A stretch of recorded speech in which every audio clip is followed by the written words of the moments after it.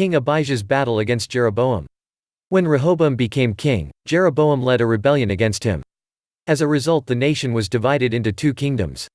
In the north were 10 tribes making up Israel, led by Jeroboam, and in the south 2 tribes making up Judah, ruled by Rehoboam. 18 years after the nation split, King Rehoboam died and his son Abijah was crowned king. He ruled from Jerusalem, where the temple of God had been built and the priests of God ran the services. Jeroboam still ruled in the north.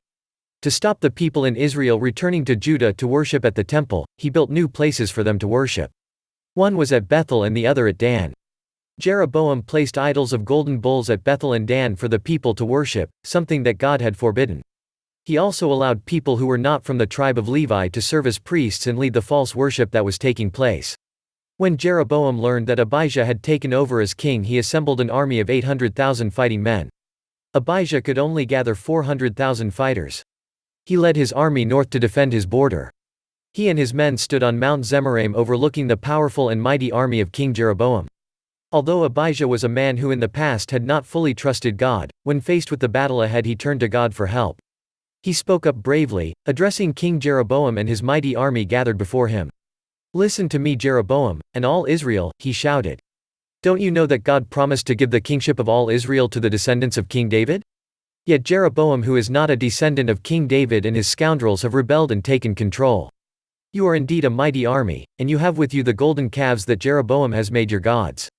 Didn't you drive out God's priests from the tribe of Levi and make priests of your own?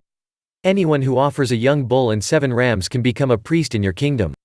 As for the people of Judah, the Lord is our God and we have not turned our backs on him. Every morning and evening God's priests offer sacrifices and fragrant offerings to him. They light the lamps on the golden lampstand every evening. We are worshiping God as he asked us to do, but you are not. God is with us. He is our leader. His priests will sound the battle cry against you on their trumpets. People of Israel, if you fight against the Lord God you will not succeed." Jeroboam had cunningly sent some of his troops behind the army of Judah to set an ambush. King Abijah and his soldiers were not only outnumbered but also trapped. They were attacked from the front and from the rear. The army of Judah responded by crying out to the Lord for help. The priests sounded their trumpets and the soldiers let out a battle cry. At the sound of the battle cry, God helped the army of Judah completely overpower the army of Israel. Jeroboam and his troops fled and suffered 500,000 casualties. The people of Judah were victorious in battle because they cried out to the Lord.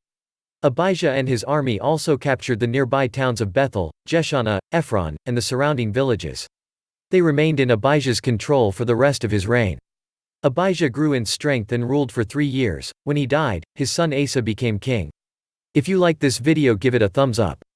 Share and leave a comment. Subscribe.